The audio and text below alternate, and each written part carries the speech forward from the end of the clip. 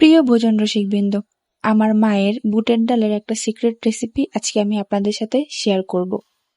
সকালের নাস্তা হোক বা বিকেলের নাস্তা, এই বুটের ডাল আপনার পরিবারের সবাই মন জয় করবে।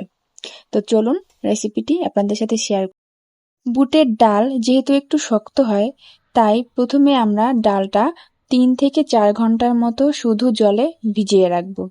3 থেকে 4 ঘন্টা ভিজানো হয়ে গেলে এই ডালটা আমরা কাঁচা লঙ্কা ও লবণ দিয়ে ঢাকা দিয়ে সিদ্ধ করব 15 থেকে 20 মিনিটের মতো। এ সময় চুলার আঁচ মিডিয়াম থেকে লো রাখার চেষ্টা করবেন। 15 থেকে 20 মিনিট পরে ঢাকনাটা তুলে নিয়ে আমরা এতে দিয়ে দেব হলুদের গুঁড়া। হলুদের গুঁড়াটা ভালোভাবে মিশিয়ে নিয়ে একই আঁচে আমরা ডালটা ঢাকা না দিয়ে রেখে দেব। ডালটা এদিকে সিদ্ধ হতে হতে আমরা এলাচ, দারচিনি, শুকনো লঙ্কা এবং ধনে দিয়ে প্রথমে শুকনো তাওয়াতে এটা ড্রাই রোস্ট করে নেব।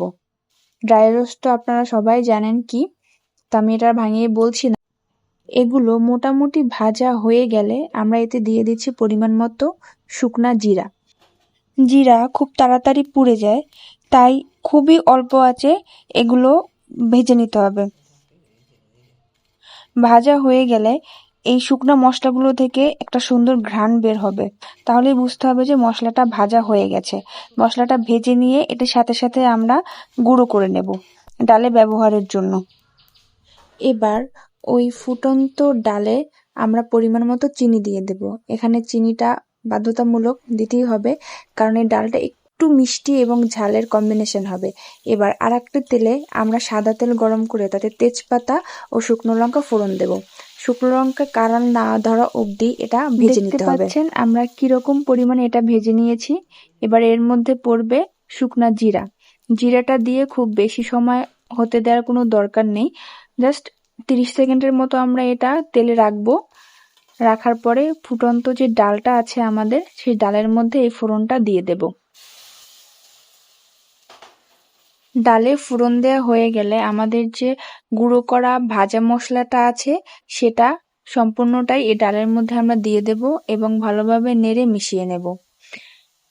বুটের এই ডালটা কিন্তু খুব বেশি পাতলা হবে না, একটু ঘন হবে, তাই আপনারা যখন ডালটা সিদ্ধ করবেন তখনই পরিমাণ মতো এতে জল দিয়ে দেবেন। পরে জল দেওয়ার কোনো অপশন নেই, পরে জল দিয়ে এলে এর টেস্টটা নষ্ট হয়ে যাবে।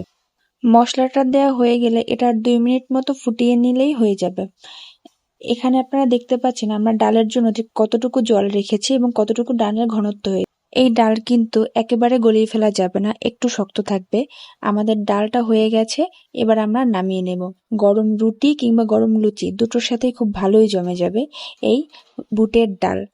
বাড়িতে অবশ্যই একবার ট্রাই করবেন এবং ভালো লাগলে লাইক এবং সাবস্ক্রাইব করবেন। ধন্যবাদ।